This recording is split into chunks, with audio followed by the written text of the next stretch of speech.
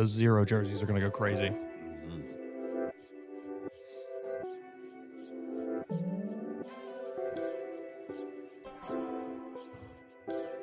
This is the Joe Gaither Show on BamaCentral.com.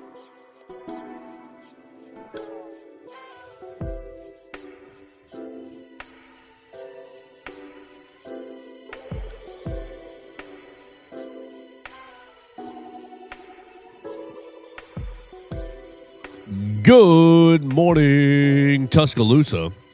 Good morning, Tuscaloosa, Internet World, West Alabama. How we doing today on a Thursday? It's the Joe Gaither Show on Bama Central, BamaCentral.com. Hope you and yours are doing well.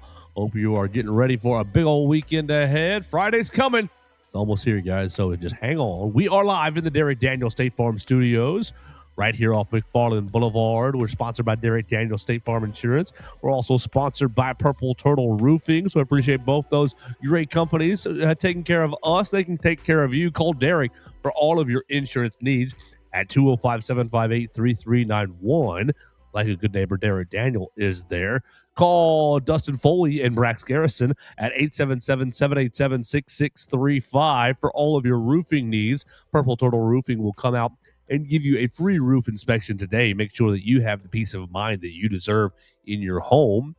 Roofing with heart, built to last. Purple Turtle Roofing. We appreciate both those companies sponsoring the show. We're live. We're here on a Thursday with our man Mason Woods. You can find the show on the Bama Central YouTube channel, on the Bama Central Facebook page. You can find the show on Apple Podcast, Amazon, Spotify, wherever you get your podcast. You can find the Joe Gaither Show on Bama Central. We invite you to jump in and join us at Joe Gaither6, at MA Woods _ in the Bama Central YouTube comments, or you can leave us a voicemail at 205-462-7340, extension 800. So we're going to have a lot of fun today. We're going to talk about Yanzi Pierre returning to the Crimson Tide. We're going to use his return to look at the defense as a whole, look at the transfer portal rumors. You got 2 more days to hang on. 2 more days to hang on to all these Alabama football players because the transfer portal closes on Friday. Now, the transfer portal closes on Friday. Alabama is not going to be done adding players on Friday. You just have to be in the portal by Friday if you want to find a new school. So we'll see really what happens with Alabama over the next couple of days, but we're going to talk about the defensive side of the football today because of Yanzi Pierre's announced return and just rumors that are out there. So we're going to do all that with Mason Woods. Follow Mason Woods at MA Woods _ on the Twitter machine. Writing recruiting for all of the Walsh Writing Network. Vanderbilt Commodores on SI. BamaCentral.com, of course. Missouri Tigers on SI. And Boston College on SI. Mason Woods, good morning. How are you, sir? Doing good. You know, you mentioned it right there. Had a little bit of recruiting news to get into yesterday, so we can talk about that at some point. And, let's go right to it. Actually gave me something to do. It's been a real dry spell on the recruiting front just because time of year, you know, things slow down a lot as the transfer portal heats up. But, yeah, Alabama sending out a big-time some would call it a big-time. I'm going to call it a big-time 2027 offer. He's an unranked prospect out of Thompson High School in Alabaster. Junior James, 6'3", 192-pound safety. He does not play like an unranked player. You go check his huddle tape out. He is flying all around the field. He's making plays. He is a absolute thumper coming down to make plays at the line of scrimmage as well. I've known about this guy for a while. He was on campus, I think, back in November for an unofficial visit. And, you know, I've been just kind of watching him a little bit. I think I had his stats here from this past season at Thompson, which, you know, Thompson won state championship, obviously, with their 3rd in 4 years, I think. 66 tackles, 5 tackles for loss, 7 pass deflections, and 3 interceptions this season. So, don't really know why he's unranked, to be honest with you. He has a really impressive list of offers. He's got offers from Georgia, Auburn, Ole Miss, Michigan, Georgia Tech, all these big-time schools. I think he just maybe isn't quite hitting the camp circuit like other that people just shows are. you those rankings are often skewed, heavily skewed. Yeah. Well, you know, I think Alabama, you know, it is technically, you can call it, I guess, a diamond in the rough kind of situation here.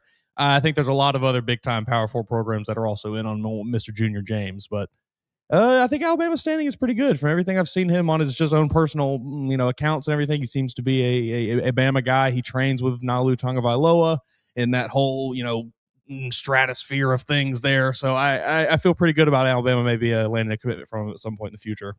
Junior James sounds like a name that's generated for the college football 26 game. It does. Sounds like a video game you just randomly generated name. If I don't know, and I can't confirm one way or the other, haven't heard back from him. I do think that it may be a nickname situation, and his actual name is a Hawaiian, like the Tagovailoa family. I got you. I think he a mouthful. Yes, I don't know, but his Instagram handle and his Twitter handle lead me to believe that may not be what his actual name is. Okay, so he's probably the son of the same name. Something. Right, yeah. right. Well, we'll see. Junior, Junior senior. James. Yeah, he'll be a senior this year. Okay, class of that. Golly, what is that going to make him? We're now focused on the class of 27. Yeah. Oh, yeah, we have shifted focus to 27 now. Teammates with Trent Seaborn, the other Alabama commit. Right. Not that they play alongside each other, really, opposite sides of the field, but they make each other better in practice. There we go. If we can ever maybe get Junior James on the show, we'll have to ask him how many times he's picked off Trent Seaborn in practice. Oh, every day, every day I get him. I'm sure is what that's going to be. But yeah, go check him out if you want to just watch some a pretty impressive player. Go check his huddle tape out. You can see about a 3.5 minute junior season highlight there. He plays a little bit of corner, a little bit of safety. He kind of does it all in the defensive backfield there. Well, we opened up the show yesterday with I don't think we opened up with it, but we had news yesterday morning. Matt Zenitz reporting that Keon Sapp and Yanzi Pierre would be returning for their redshirt senior and redshirt junior year, respectively. It took a long time until Alabama confirmed Yanzi Pierre's return.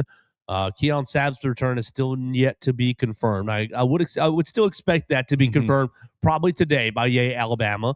But let's just focus on Yanzi Pierre and what that means for Alabama's defense, because what I want to do today is talk about the defense. I want to talk about where you stand at linebacker, at defensive lineman, really all three defensive line positions. I want to talk about the defensive back room, I think, is loaded. I think is incredibly loaded.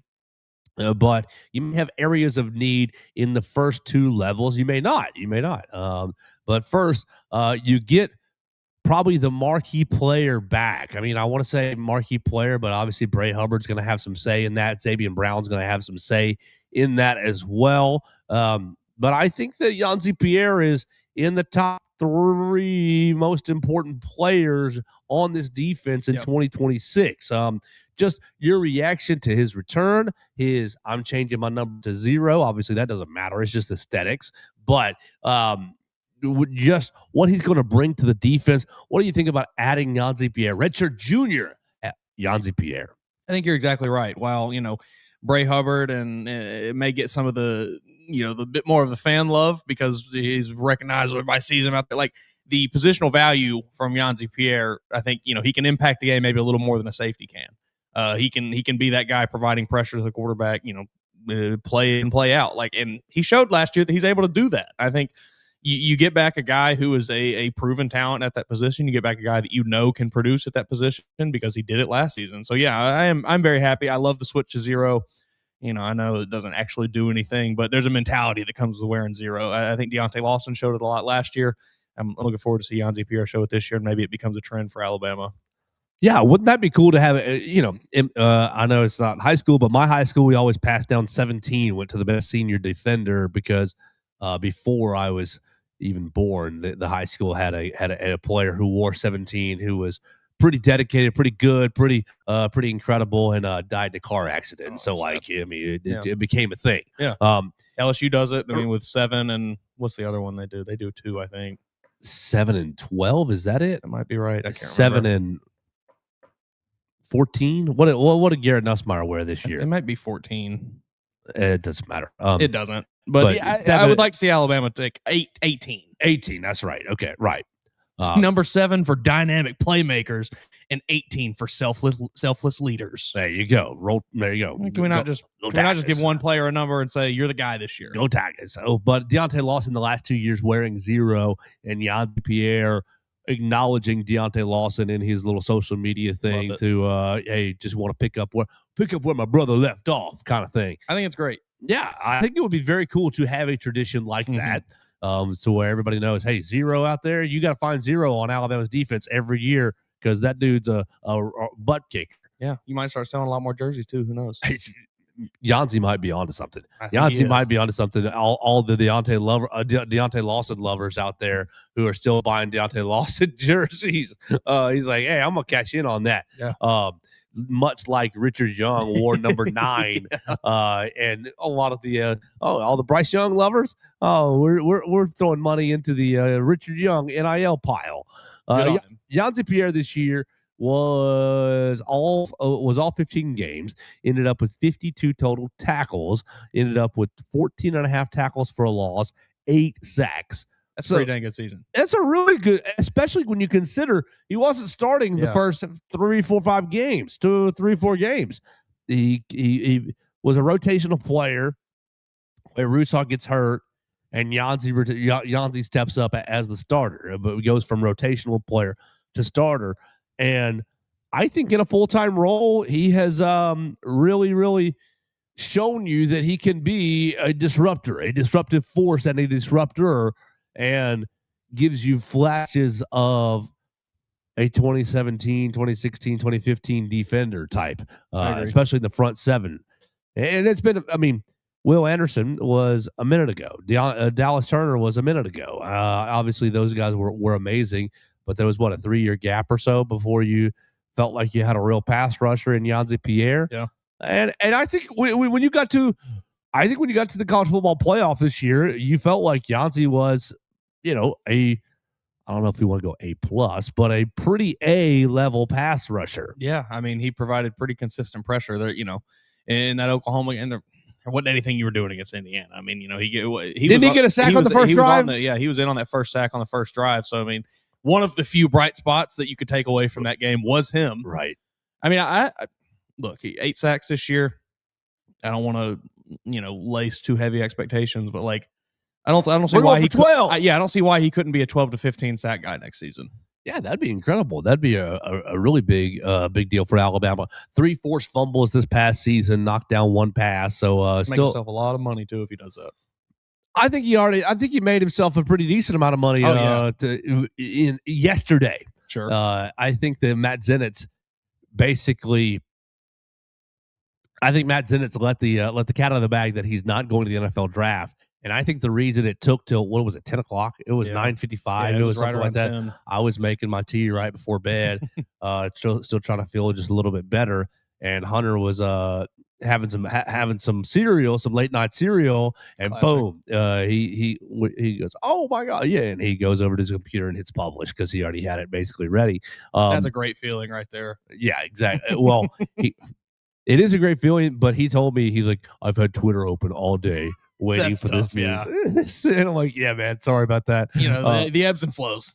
So he was ready for it, but I don't think it was like contentious by any means. No. That's not what I'm trying to paint a picture of. But I do think that there was some negotiations back and forth of what are we going to get paid next year? And look, if you're going to talk about what are we going to get paid next year, you better have 8 sacks. You better have 14 and a half tackles for a loss. You better be a butt kicker like Yanzi Pierre is. Like, I don't have any problem with him going to this. And I think the staff, whoever's allocating the money, Courtney Morgan, I think that this is the right, hey, we got to get this done. Yeah. I don't want to say whatever it takes. I don't want to paint a picture like he got like $10 million. Sure.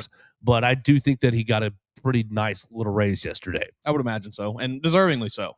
Right. And so, hey, 1-year contracts, you did 8 sacks this past year. We'll pay you for that. And plus a little bump. Yeah, maybe they backloaded some incentives in there if he reaches a certain amount. So I think that's why it took till 10 o'clock to have Alabama confirm it. I don't necessarily think the same conversations are happening with Keon Sabb. A little bit, but not completely. I think Keon Sabb is not yet confirmed by Alabama, mostly because I think Keon Sabb is super low key. I don't really think that he is a social media. I gotta be in the news type of player. I don't think Yanzi is it really either. I think Yanzi plays on Instagram a little bit sometimes. He definitely did during the Tennessee during Tennessee week, which that's fine. Yeah. But I don't think Keon Sabb's that type of. I bet you don't see an announcement by Alabama because I bet you he's like, I don't care. It wouldn't shock me, and I'm sure, like you're kind of alluding to, they, there's a bit of a process of like, hey, do you want us to post this? And they kind of tell them yes or no. And I would imagine Keon Sabb just doesn't even respond to the question. Yeah. So, but you got to hang on to Keon Sabb for another day and a half. Make sure that he doesn't go into Make sure he the doesn't go to Texas. Right. Exactly. Make sure you don't go in the portal. Ooh. Ooh. Now, you would survive it, of course. Like, did you hear Cole Kubelik this past week? I'm not sure.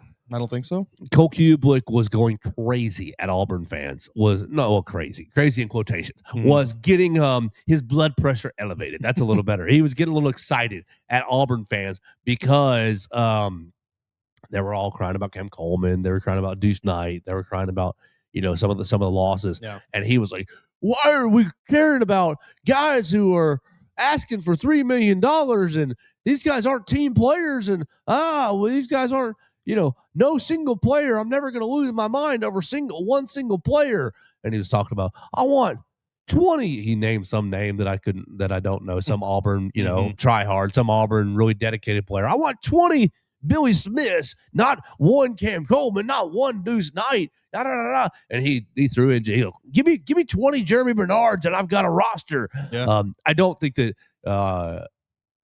where was I going? I don't think that Keon Sabb's playing the money game. No, I don't either. At all. But I don't think that if you do lose him, like you're not going to be.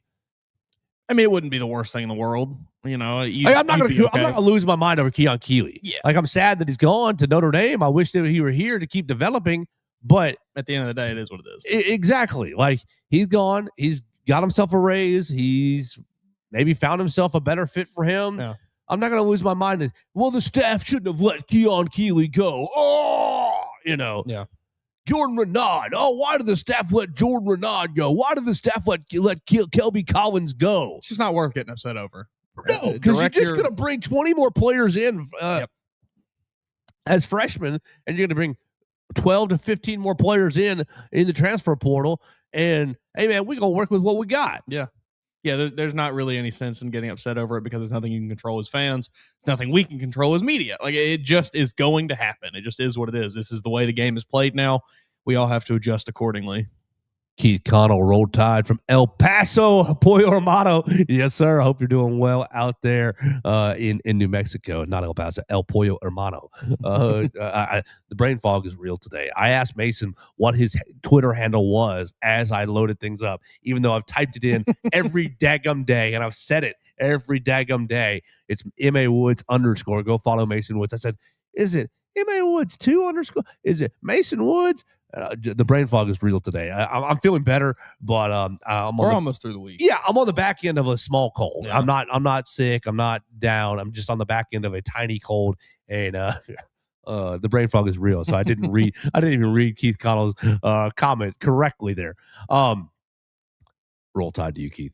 I don't think there's anything. I don't think there's anything that there's any single player. Like, look. Even if you lost either of these two quarterbacks in the next 36 hours, I'm not going to be, well, good luck. I might lose a little sleep. I might lose just a touch of sleep. If you kept one, you'll be fine. Yeah, we'll just throw Johnny Walk on when he gets hurt week 4.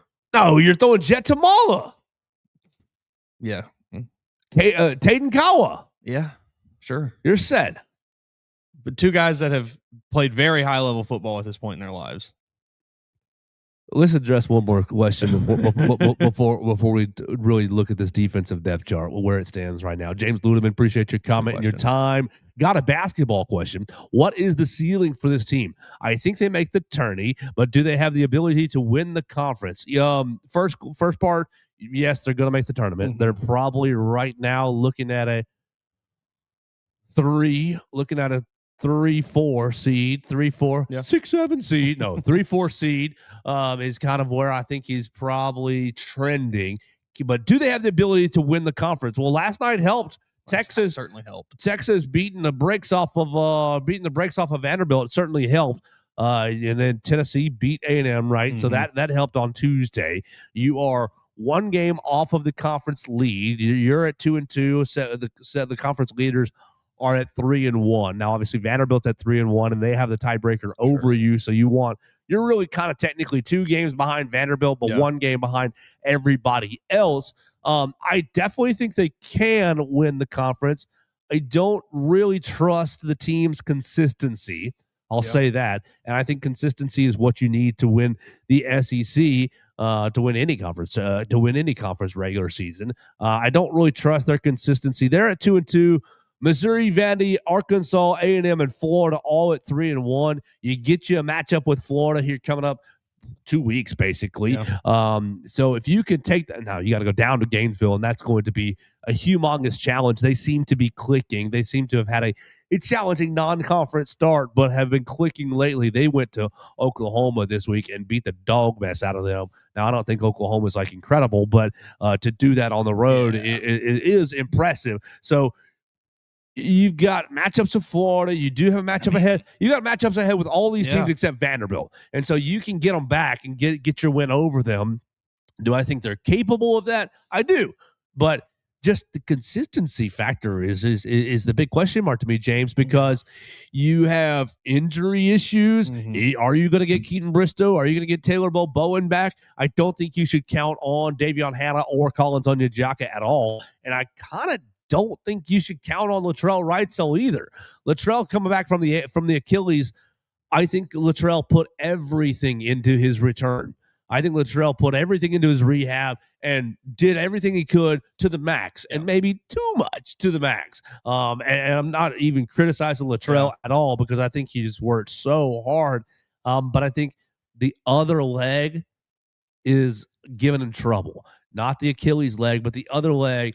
And you know this if you've watched knee rehabs, leg rehabs, ankle, Achilles. Like sometimes it's the other leg that, I'm focusing so much on the surgery leg that the other leg, the overcompensation, I think he's been dealing with a little bit of trouble with the other leg. And I think you're probably going to go about 2 to 3 weeks at least without Latrell on the team, available. He's on the team, but available to play. And so like your health situation is really not good. It's really not good. I really liked how you've seen Aiden Terrell play more confidently lately. I really like what you saw out of LeBaron on Tuesday. I think that, and not just on Tuesday, but other times through the year. But he took a little step back at the end of non-conference play and the start of conference play. Tuesday, I think, was big for him to really get going. And I think Aiden Terrell getting going. We talked about it on Wednesday morning. When Aiden can go 2 of 6 from 3 and stand out on the 3-point line and draw that big out, well, my man LeBaron can drive the lane and get in there and be a finisher. I do think this team can win the league. Would I bet money on it? Not a chance. I would consider it a gift to win the league. I think it's, well, what I say percentage wise, 20% chance. Maybe that's a little too high. 25% chance maybe feels a little too high. I think given the way the schedule shakes out, like you've got a good chance to basically within the next 2 weeks have yourself right there at second in the league behind Vanderbilt, because you've got games against Texas A&M coming up. You got a game against Florida coming up. You got a game against Missouri coming up. Arkansas, I guess you don't have. So, Arkansas, there we go. 2 weeks later, February 7th. Yeah, you got them down the road. You've got a chance to to absolutely get back up to right up there at the top of the league. Now, you just got to kind of, you don't necessarily control your own destiny here because you don't get a rematch with Vanderbilt. So you're going to have to hope that the Commodores continue to maybe fall a bit after last night. I don't think that's out of the question. I think Vanderbilt's a very good basketball team, but this is a tough league, and you're going to lose games in the SEC. It just is what it is. So, they definitely have the chance to get there. Now, would I feel good about betting on them to win the SEC tournament? Maybe not. Regular season title, I think, is still within grasp, though. I mean, Vanderbilt's got a tough stretch. Vanderbilt, their next game is against Florida and then at Arkansas. So you could conceivably get back above them in the standings in the next two games. But I mean, it's just health. Like you said, health is holding this team back so much right now. It's so hard to project what they're going to do when you're missing 2 to 3 guys every night. Dang, their end of the SEC schedule is pretty tough too. Vanderbilt, their last 5 games are Tennessee, Georgia at home, at Kentucky, home versus Ole Miss, and then at Tennessee. Well, and then you got to throw in the 2 games before. I mean, the SEC is just so hard. The 2 games before that, you got A&M at home and at Missouri. Yeah, I mean, you look around the league, it's like, all right, we can make, everybody can probably beat up on South Carolina. Everybody can beat up on LSU. Yeah, LSU. I mean, even LSU got up big, and now they ended up losing that game last night. But they showed something at least. Everybody can beat up on Auburn right now. Yeah, I mean, but as long as they do what he said last night. Stephen Pearl, well, we just didn't show up. We didn't show up to the gym ready to play. We lost this game before we even started. That's maybe indicative of your job that you're doing, Stephen Right. Pearl. I'm never saying that in a press conference. Yeah. With the amount of talent you have on that team, they should absolutely be right up there at the top of the league with everybody. Maybe you need to call your daddy and say, hey, what do we do? Yeah. Remind me what we did before games last year. Yeah. I think he needs to. He's got a long way to go, I think, Stephen Pearl. But yeah, the SEC, like, you just look top to bottom. There's only 3 or 4 teams where it's like, all right, they're obviously the bottom dwellers of the SEC, but there's 13 teams that are all like, oh well, they could all be tournament teams. Yeah, the SEC is a really tough league. I think Alabama has enough talent to win it, but I would not bet on it. I would. No, you just don't know what the hell. Okay. Like, how much money would you be? I mean, now this is a personal question. Okay, that I probably shouldn't ask. But what's in my brain is how much money would you be comfortable betting and or losing again? Because, like, to me, I'd throw $25 at it. Yeah, I throw right there, right in that, it's $20-$25, because if I'm being honest, I'm not really going to think about it if in 6 months, or not 6 months, in 2 months, I'm like, right. Oh, I lost that money. Oh, well. Right. But, anything we start getting closer to, your $50 range up to $100, like, I'm like, no, I'll pass, because I don't feel that good about it. Exactly. So, James, I appreciate the question, my man. Appreciate you hanging out with us on the Facebook machine. Good to hear from you the other day. Also, if you get the team that played against St. John's in Illinois, you can go to the Final Four. Sure. It's just a big if. Like, exactly. You take that team, you add the 5% you've seen from Noah Williamson into that squad. Yeah. Okay, like, they can compete with anybody. It's just, will you do it? Will you be locked in? And I guess that's the deal with dealing with 17 to 20, 21-year-olds. So Cameron Metzger joins us on Facebook and pivots the question a little bit. Ooh, is it safe to say Greg Byrne should cut the basketball rev share? Whew. I mean, the money could go towards towards the football program. Let's be honest, fellas. The football team is what brings in the revenue for the school. Paying players not to play feels like a waste of money to me. Well, he says, I'm not buying body cramps in his next comment. I'm not buying body cramps, I guess, for Luttrell and for LeBaron the other day. Now, I mean, if you're going from that track, then I understand. I don't think that LeBaron and Luttrell just punanied out because they didn't want to play. I think they definitely had something that was keeping them off the court. Now, I will say, you go to the team and be like, Greg might want to sit them down. Might want to sit them all down and say, hey, fellas, what are we doing? Look at your paychecks, right? Oh, my camera is going out. There we go. It's coming back on. Look at your paychecks. You're an employee. You need to take care of yourselves off the floor, because I think that's a big issue. I think that's what the issue maybe is. Quit eating pizza. Quit playing Call of Duty till 1 a.m. Get to bed. Make sure you're drinking your water. Y'all need to stop going to rounders. I don't know if they're going to rounders or not, but I'm just saying, if I'm Greg Byrne, I might have that conversation as the quote unquote boss. I mean, I don't want to paint it this like simplistic picture, but NATO, it's just like the middle manager, and Greg Byrne is the boss. I mean, yeah, it's essentially what it boils down to. Look, I don't have the numbers in front of me. $2.9 million. Everything looks like $2.9 million across the roster is what Emily Smart reported this past week. As far as how much financial impact a Final Four run has on a athletics program, on a school, I don't really know exactly. I don't have it in front of me to look at it, but I would imagine that if you can have 2 teams that are competing in the playoff, in the tournament, in the play, like, that's a lot better than just one. So, like, I don't really think I'm in the business of cutting funding from basketball. I think, sure, if you go out this season and you have a horrible year or whatever, like, yeah, we can revisit it. But, like, where you are right now, you're still a very nationally relevant basketball program. You are still viewed as one of the top teams in the SEC. You're still viewed on the national scale as like, all right, this team can compete. So I don't know. if it was up to me, I would not cut funding. I think the football program needs to learn how to use their money more wisely, if anything. I think they're on that track. I think they are too. The football team is on that but track. I don't think we should just be throwing more money at them. Well, I'll ask Cam. You didn't reach what we wanted you to reach this year. I'm not going to throw you more money for your football team. Right. I'll ask Cam. Like you take that 2.9 and you give it to football. Do you divide it by 3 players? Yeah, do you divide it by 4 players? Or do you take the Cam Coleman? Right. Do you take the 2.9 and you say, please come Damon Wilson, please come Jordan Seaton? Like you can have it all. And the basketball team is now just what's the kid that was at North Alabama that was a bunch of Lawson Schaefer's out there. Well, that yes. Who is the Tommy? Oh, Tommy. Tommy started with an M. Is it Moffitt? That's not right. Tommy Moore. Was that it? I don't know. I know who you're talking about though. Our old friend from Tide Shutdown Man wouldn't let us hear the end of it. Tommy Murr. Tommy Murr. I think that's it.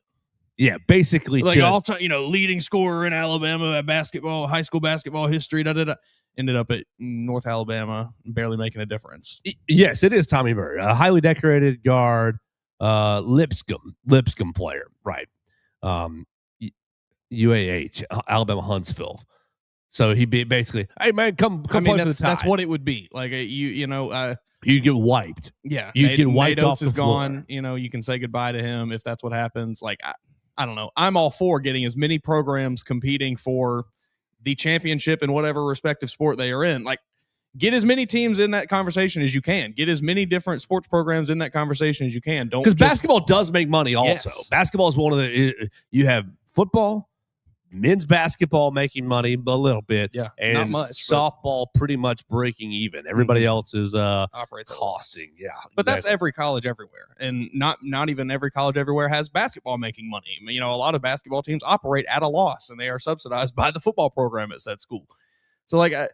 You have a good thing here with the basketball team. You've got a world-class basketball coach. You have an elite roster. Like, you can compete for championships. I don't know if it's elite, but it's pretty good. Sure. Yeah. You have some elite pieces. LeBaron Philon, LeBaron's going to be a take top over any game. LeBaron's a lottery pick. Yeah, he's going to be a top Allen's 12 first-round pick. Don't say that again. I mean, I saw it yesterday for the first time. Yeah, don't say that again. Non-ESPN mock draft, but had him at I think 14 or 15. Yeah, surely these NBA teams aren't scouting very well. Don't. Nate Oates needs to. Hey, you can't come to our building. You can't come to our practice. We're hiding all of our goods. Yeah. Yeah. You got 2 first-round picks on this basketball team. Yeah. I don't think. I don't know. I'm not. You should. Greg Burns' job is to make sure the entire athletic department is as successful as possible. It is not to let me prop up the football team. I know that that's not what everybody wants to hear who are football fans, but like that's what his job is. His job is to make sure Cameron, everyone succeeds. A fog? Are you a fog? Are you a football only Gump? No, you're not. You love the Tide in every athletics department.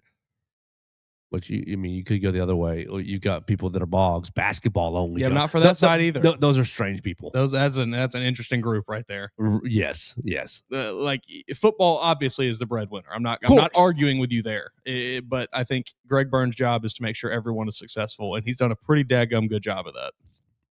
All right. Well, we've had a lot of fun on the comments already. Appreciate you, James Ludeman and Cam Metzger, hanging out with us, asking us some questions. Appreciate you, Keith Connell, leaving us a comment as well.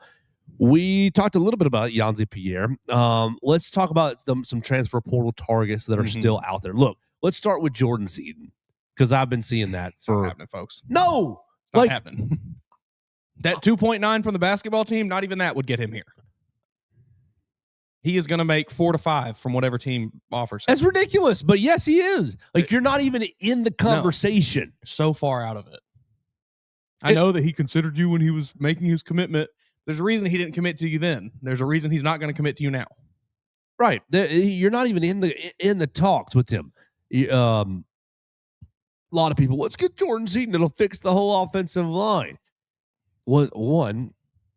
Was he really that special at Colorado? I'll ask that question. But 2, like, just from a purely financial standpoint, you're not offering him anywhere to get it into this conversation. And so for the Alabama fans, like, because he's going to commit to Texas or Texas A&M. He's going to commit to Miami. He's going to commit to some team that's going to pay him a lot of money. And good for him. Great. Hope it goes well for you.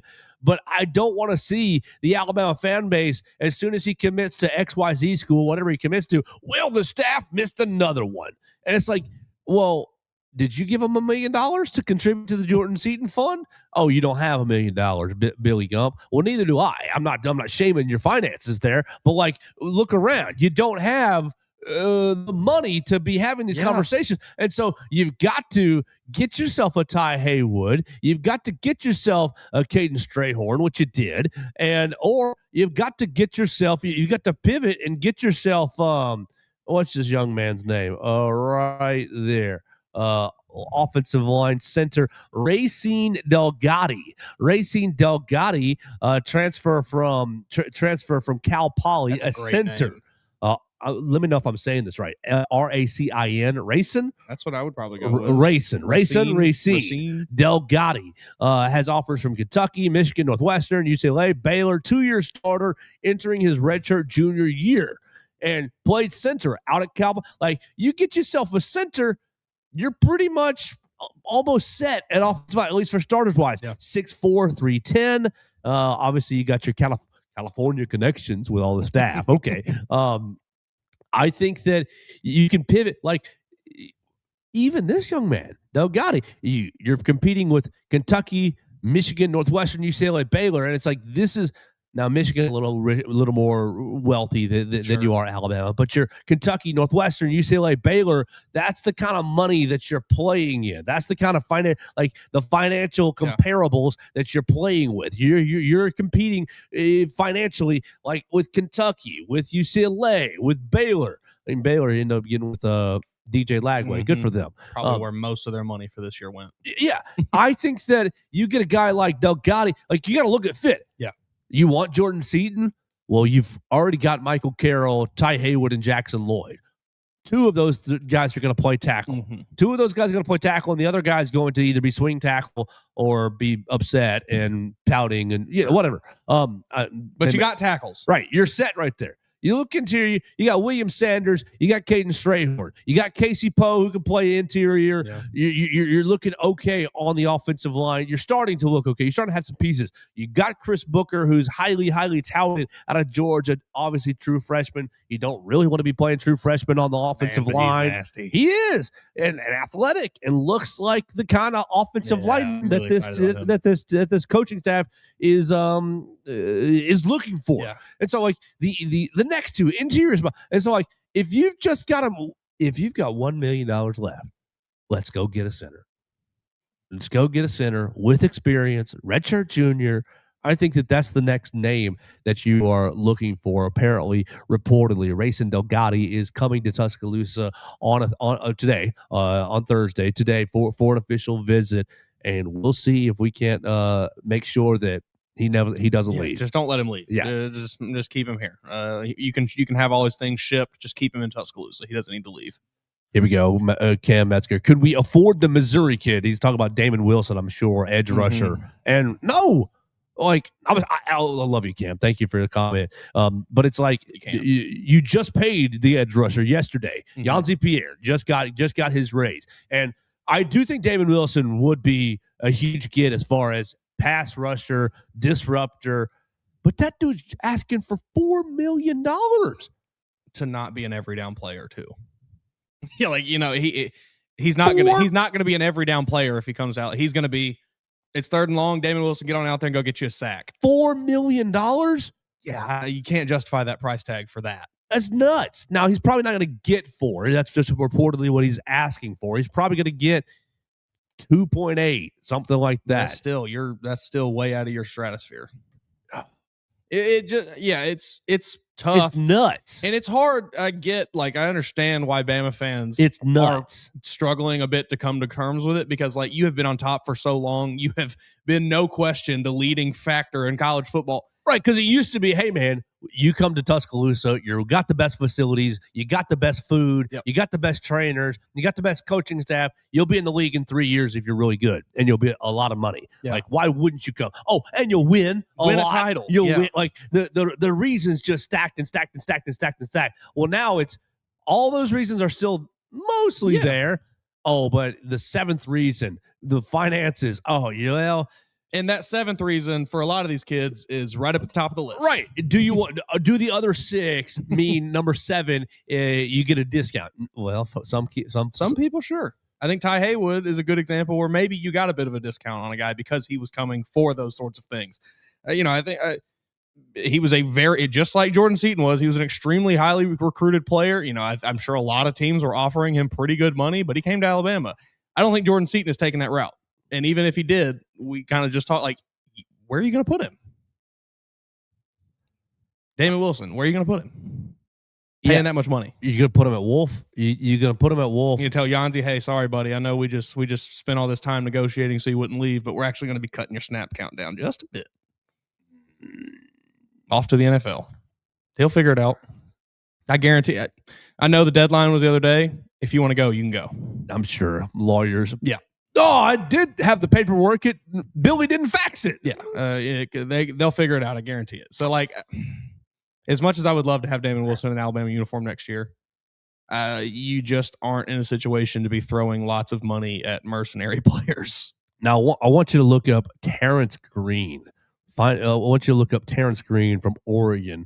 And let me know if you can find statistics for him because I've got so many tabs open. I'm just looking at his recruitment profile. 6'5", 330. I don't have stats in front of me if he played a lot or not with the Oregon Ducks here. Okay, 15 games last season, 8 tackles, 15 total tackles, 8 solo, and that's it. Okay, and that was that's as a redshirt sophomore. Game long. How many games was that in? He played in all their games. Looks like 1, 2, 3, 4, 5, 6, 7. Redshirt sophomore. 12. Yeah, played in all their games. 3 games as a true freshman in 23. 7 games as a redshirt freshman in 24. And 15 games or whatever in 25. Yeah, 12. I think I read that stat wrong, but yeah, played in all their games this season. This young man jumped in the transfer portal, 6'5", 330, and I think that so. I think that you are in the market for him is in the portal. Yeah. I think you are in the market for him, and I think you could conceivably get him for less than the $2.9 million that you would pay Jordan Seaton and or Damon Wilson. And you're looking at the defensive line. I think that's the biggest area of need right now outside of center because of what happened with the Bandit room this year, because of the loss of Tim Keenan. Like, you still haven't really replaced Tim Keenan. I do think Kendrick Bingley-Jones is a big old dude. I do think that Devin Tompkins is a big old dude, but I don't think Devin Tompkins is playing nose. I think Kendrick Bingley-Jones has some experience playing nose for sure. This Caleb Smith from Washington that you've brought in is going to be much more of a 3 technique, maybe a bandit. You're not playing him at nose. And so you look at the nose and you're like, ooh, you've got some issues here at nose. You've got some issues here, like just some personnel issues. You need a nose guard. And I think that, like, while sacks are flashy, Damon Wilson, if you had $3 million to spend, I don't think you do, and I don't think this Terrence Green is going to cost you $3 million. But if you have $800,000 to spend, and you say, "Hey, man, you want to be our starting nose guard in the SEC," I think Terrence Green is a pretty good little option. Yeah, it's not going to break the bank. That's the most important thing, right? It's fitting the puzzle in, and that's the problem. Is like other schools don't. Your Michigans, your Ohio States, your they're not having to deal with that. They just have the money. They can just isn't that so annoying? More money. It's so annoying. But Alabama, unfortunately, you've got a 1,500 piece puzzle in front of you that you've got to put together. It's so annoying. Yeah. And it's just going to create more haves. Did you see the NIL clearinghouse release their numbers the other day of how many deals they've approved versus not approved? And it was just, it was like a 90-10 split maybe of approved versus unapproved deals. And it's just, all right, that's exactly what we thought was going to happen. Good to see. There's still no regulation. Yeah, I don't think that. Well, did you see the Georgia athletic director basically insinuating that the SEC could break away and create their own rules because nothing's getting enforced, and we're tired of it, and we want to have some enforcement and have some regulation. I could see it. They could do it. Yeah, that would be awesome. Yeah, that would be awesome. But then the Big Ten would pull. I mean, maybe the Big Ten's already ahead of you, but would pull further ahead of you. Very true. Because they'd be like, we ain't playing by no rules. Yeah, I mean, it all relies on the SEC and Big Ten being able to come to a common goal or a common method of fixing what's going on. And that's at this point probably not going to happen because you've got 3 or 4 teams in the Big Ten that all just know, well, we can spend more than almost anybody can down there, so we'll just keep doing this. Right. They're like, we ain't playing by your rules. Yeah, why would they? They have no reason to. They've been sitting there for 18, 19 years watching the SEC win titles. And we finally now we can. Yeah, it just is what it is. It sucks, but Alabama is well behind many other teams at the top of the at the top of the polls each year money wise. I think it's look, we should be pretty impressed that you finished where you were, honestly. Yeah, I think I saw this year's roster was valued at $22 million, just behind Indiana, and there was like 8, 9, 10 teams ahead of them. And that's 17 of that is revenue sharing. Right. So you're only getting about $4 million outside of what exactly. And that's a little surprising to me. But sure, you would think it was higher, but I guesstimated $10 million. I guestimated you were operating on about a $27 million budget, but I think it's closer to 23 million. Yeah, you are wholly reliant on that rev share. Oh, crazy! That's crazy. I mean, everybody. I don't know. It is like we were just talking. It's hard to accept that. Okay, we were the best in everything. We had the most offer for everybody, and now you're sitting here and you're like, oh well, we have we can't compete on that anymore. It's hard to accept. I get, but it just is what it is now. What we need is one of our graduates to become Mark Cuban, or one of our graduates to get into You got to AI. tap into all these NFL athletes that you have. No, that's not the right way. They don't care about the Tide, Joe. They don't want to see their alma mater succeed. But they already earned it, and they're not going to miss it. They're gonna miss it. You think Jalen Hurts is going to miss $1 million? Yes. He won't even think about it.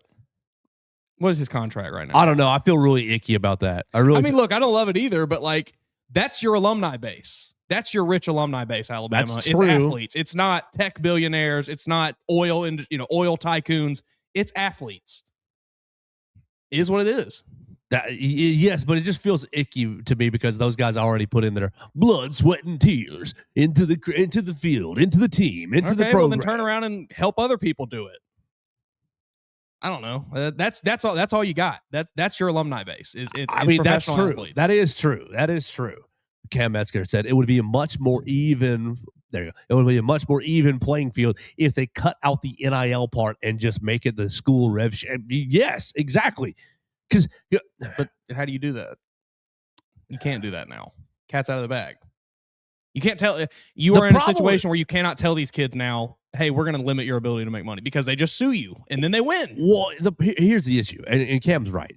The issue is make the 17, make the 20 and a half, whatever. That's your salary cap.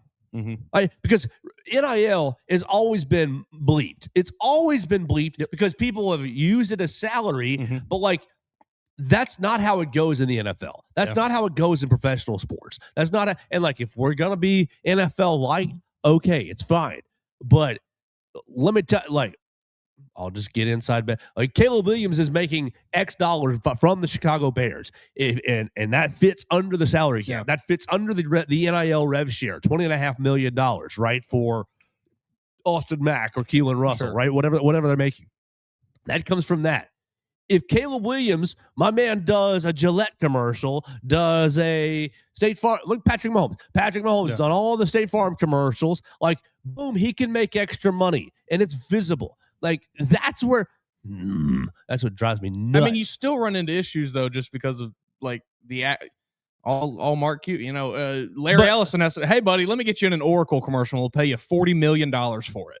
That's a little okay. That's fine, but I think that's okay. I do think that's okay. With the clearinghouse needs to actually grow a pair. Yes. Actually, hey man, I don't think that your appearance in that commercial is worth $40 million. Now, look, Nike, Oregon, if you want to say what do they do for shoe deals, right? We're gonna give you a shoe deal. It's $100 million. Like, okay, like if you are the baddest of the baddest dude, and you got a shoe deal for Nike, and you're going to Oregon, okay, and like maybe that will create further problems. But to me, it's the straight up. Oh, this $2 million is for NIL. Wink, wink, nod, nod. Come do an appearance at my company. Wink, wink, nod, nod. Like it's not real. I think that's all it would still just be. It's just not real NIL. It's just not real. Like we obviously can't trust the clearinghouse. We've seen at this point. It's been however many months that they've been active, and they have not.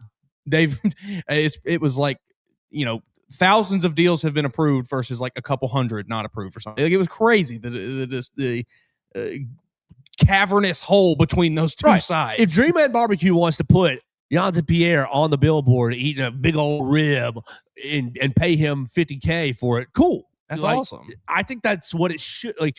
But Michigan has the ability to, like I said, just say, all right, well, buddy, let me get you in this Oracle ad, and Larry Ellison will back up $40 million. Like, you still are in the same spot there as you are now. You don't have the alumni base that has access to these companies, to these brands, to these things like that to give you that kind of money. So you're still gonna be way behind when you're competing. But it would all we can do is offer you, hey man, Dreamland will put you on a billboard for $50,000. Like that's nothing. It would curb it a little bit. A little maybe. A little bit. If we could trust the clearinghouse, but we can't. Cam's absolutely right. Because like NIL is not actually NIL, it's pay for play. And these colleges it still would just be that. Like it would still just be, hey man, I'll get you this big NIL deal if you come here and play. Like it would still just be that. Turn them into employees then. That's what it should be. Turn them into employees and let's admit that we are paying them to play football. Yeah. That's what it should have been from the beginning. But everybody wants to keep up this ruse of amateurism. Right. The colleges don't want to take responsibility for that. Mm-hmm. They don't want to take responsibility for that, and they want to put the responsibility on Cam Metzger to sign up for Yay Alabama to, Bingo. Hey, man, give me your $50 a month. It's going to make sure that we keep Janssen Pierre. Ridiculous. It's gross. It's gross what it's come to. I don't like that at all. I don't like it at all. But yeah, I mean, any way you slice it, Alabama is just behind the eight ball here. We can do all kind of regulation and things, but until you literally put every team on an even playing field, Alabama's just going to be behind. It is what it is. Gross. Terrible. Gross. Let me tell you about Purple Turtle Roofing, and then we'll probably get out of here. I got one more topic in my brain, but we are presented by Purple Turtle Roofing. We missed you, Brax Garrison. Brax texted me this morning, said he had a family emergency. So I'm praying for you, Brax. Hope that your family emergency resolves itself, of course. So make sure you're thinking about Purple Turtle Roofing. Call them today at 877-787-6635 for your free roof inspection. At Purple Turtle Roofing, we're not just another contractor. We're your neighbor and your advocate when it comes to protecting your home or business. With years of hands-on experience, top-tier certification, and a commitment to excellence, we've built a reputation as Alabama's go-to roofing solution. We specialize in residential roofing, commercial roofing, emergency storm repairs, full-on roof replacements, insurance claim support, and more. Call them today, like I said, at 877-787-6635. They'll come out, give you a free roof inspection, let you know what your roof looks like, how many years of life it's got left on it. Look, we had some storms a little bit yesterday, and looks like some winter storms ahead this weekend. So you want to make sure that your roof is doing good so that your home is secure. Call them at 877-787-6635. Purple Turtle Roofing. Roofing with heart, built to last. All right, so we're on this track of NIL, and we're on this track of how the roster looks. We've talked about a center. We've talked about a defensive lineman that you need. I want, Mason, your opinion on the rest of the linebacking core. You've got the Wolf Room, which is basically Yanzi and Justin Hill and a bunch of incoming freshmen. Okay, so not too bad there. The inside backers, you bring in Caleb Wooten, correct is his name, from Virginia Tech? Okay. Woodson. I was like, that's close, but it's Caleb not quite Woodson. Right. Caleb Woodson. Sorry, the brain fog getting me a little bit. Caleb Woodson from Virginia Tech. You've got Caden Jones and QB Reese, and you've got the three freshmen from last year that have all stayed, Luke Metz, Duke Johnson, Abdul Sanders. So how do you feel about the inside backer room? Because that's that's still 6, right? Caleb Woodson, QB Reese, Caden Jones, 3, Luke Metz, Duke Johnson, Abdul Sanders, 6. How do you feel? And all those guys, most of those guys played special teams and played sporadically defensively this year. Are you good at inside or backer? Because I think we're on the same page. You're good at DB, corner, safety. You're good. You're loaded. Yeah. And my opinion is that the defensive line needs another body or two. And I think the Wolf room is pretty much set. I mean, look, if you can get somebody that's a hungry son of a gun that comes for free, great, you'll take him. But I think you're pretty much set there. The inside backer room, how you feel right there? Cautiously optimistic. I think they all, I think the potential is there of all of those players. I feel, I think I like all those players, for the little bits that we've seen of them. I think they're all pretty good, but it's just very inexperienced. And that's an important position. That is a position with a lot of moving pieces in and around it. Even the transfer you bring in is a former safety. He hasn't spent a ton of time at linebacker. So, I am optimistic. And that I think they're all good players, and I think the potential is there for them to be a really good group. I just think it might take a little longer than we want it to for them to all really get comfortable. And you to have a guy who is like solidified, bona fide, this is our linebacker, this is our inside backer. Yeah, cautiously optimistic is probably the best way to put it. I think you could be set there. I wouldn't hate getting a guy that has a lot of college football experience just to bring him in. Old Man River. I wouldn't hate it. Nakai Hill-Green Part 2. Basically. Wouldn't be super upset with that. But I don't think you need it. I'm also with you on cautiously optimistic. I am. I think that, I love me some Luke Metz. I really like Caden Jones also. Yeah. And I really like QB Reese. I think those 3 guys look like stud. And did you say Abdul Sanders? Last spring, all you heard was Abdul. He's making plays. Yeah. So I think that's going to be the theme of this 2026 season is young, talented, but inexperienced, learning on the job. Yeah. Better grow up fast. And you can look, if you can put together a strong season, you feel pretty good about going into 2027. I imagine. Retain and develop. Like the groundwork is being laid by this staff. Now, does it look concerning because you don't have Damon Wilson, you don't have superstar XYZ, you didn't get Cam Coleman, established player, you didn't get, Hollywood Smothers, established player? Yeah, I understand that. You saw those 3 guys specifically with college production, and you want to get them on your team. Don't blame you. I did too. Not at all. I don't blame. I don't blame you one bit. I don't. But the staff, I feel like, has been pretty transparent in recruit high school, retain and develop, develop and retain. And I think even in the recruiting, they do a really good job of identifying guys that are maybe a little bit under the radar. I mean, Lazier Brooks, perfect example. Lazier comes to mind for this class coming up. I know Corey Howard this year was a Georgia commit, but only a 3-star prospect, and you get the flip there. I think they do a good job identifying talent and, like you said, retaining and developing. Yeah, I was thinking about Rael Kelly. Great one, yeah. I'm super excited. Rangy safety. Really fits the mold of what they want there. Right. I think that the groundwork is being laid by this staff, and it's just, now, it's a risk for sure. And if it turns into a 7-5 this coming year, that's another conversation. That's going to blow up in their face, and they're probably not going to get another year.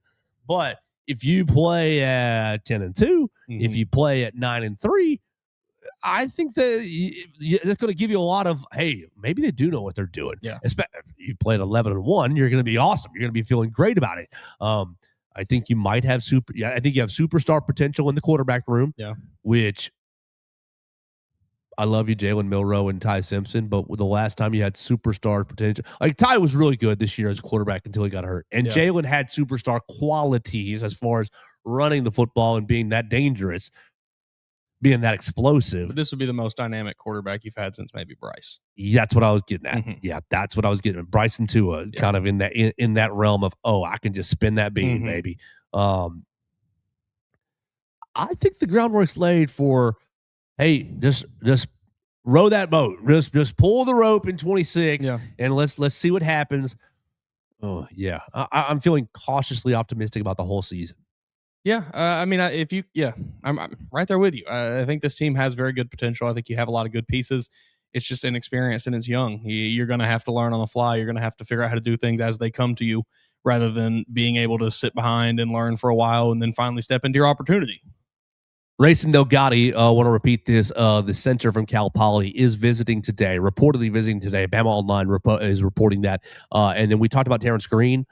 Terrence Green, Bama Online has reported that he is visiting on Friday. Defensive lineman, 6'5", 330-pounder, number 8 defensive lineman in the On3 industry ranking. So I want to give credit to Bama Online for those two reports that those two guys are visiting this week. Look, I think you could just make a couple more selective additions, especially up front. Play the money ball game, and you'll be there. Yeah, I think so too. Even if this season, like you said, they're not coming back if they go 7-5, but a 9-3, it is dependent, I think, on how you lose. Like if you're able to show with a 9-3 record, hey, we got a really young. You got to team. Stop getting your ass blown out. That's what it is. Like if those 3 losses are 3 close games where you're right there in it, and it's like, hey, a couple snaps go our way, we're undefeated. That's a lot easier pill to swallow than, we got blown out 3 times at home or on the road, whatever it is. Yeah, you got to stop getting blown out. That's the big factor. Mason, that's all I got today. I wanted to talk about the defense. I wanted to talk about Yanzi. We appreciated it. We got a lot of comments from Cam and from James Ludeman and from Keith Connell. So I appreciate everybody commenting, giving us some directions to go. You got anything else on your brain today, man? No, I don't think so. All right. Well, follow Mason Woods for all his recruiting coverage at MAWoods_ on the Twitter machine. We'll be following these visits. We'll see you look, man, 4:00, Rayson Delgatti commits to the Tide. Let's see what we got. Tide! I'd be starting to feel good about this offensive line. Like right now, offensive line, a lot of young, a lot of talent, a lot of, these guys look like what they say they want to get. Mm-hmm. No, I'm not going to sit here. I will not for the next 4 months, 5 months. Not doing it. Talk about top 5 offensive line. Not doing it. Like that, there's nothing that could happen between now and August that's going to make me go top 5 offensive line in the country. No, there's like literally nothing. But I'll feel better about it, and I'll feel like, okay, maybe it is going in a direction, the Kalen DeBoer, Ryan Grubb direction. Yeah, I mean, that would really indicate to me that this staff, has regained their grip on this program. Like, because it felt like for a second there, for 24 hours or so, it was like, oh, man, it's slipping and it's gone. Yeah, so we'll see what happens. 4:00, 5:00, Rayson Delgatti. Maybe he commits to the Crimson Tide. Maybe it's tomorrow. Maybe he doesn't. We'll see how his visit goes. Maybe he comes to Tuscaloosa. It's like, Alabama? I played at Cal Poly. What the heck is this? But no, Alabama is beautiful. I love the city of Tuscaloosa. I love West Alabama. And I appreciate everybody jumping in and joining us on the YouTube section, on the Facebook page, on Apple Podcasts, Amazon, Spotify. You can comment on the show every day like Cam Metzger did, like James Ludeman did, like Keith Connell did, on the BamaCentral YouTube channel, on my own YouTube channel at Joe Gaither 6, on Facebook, where it all is. You can find it on Apple Podcasts, Amazon, and Spotify as well. We appreciate Purple Turtle Roofing for sponsoring the program. Hopefully we get up with Brax Garrison tomorrow. We'll see if his emergency subsides. We really hope that he didn't give me any details, and even if he did, I wouldn't tell you. I hope that goes pretty well for him and subsides. And I hope to talk to you all again tomorrow right here on the Joe Gaither Show on BamaCentral, BamaCentral.com.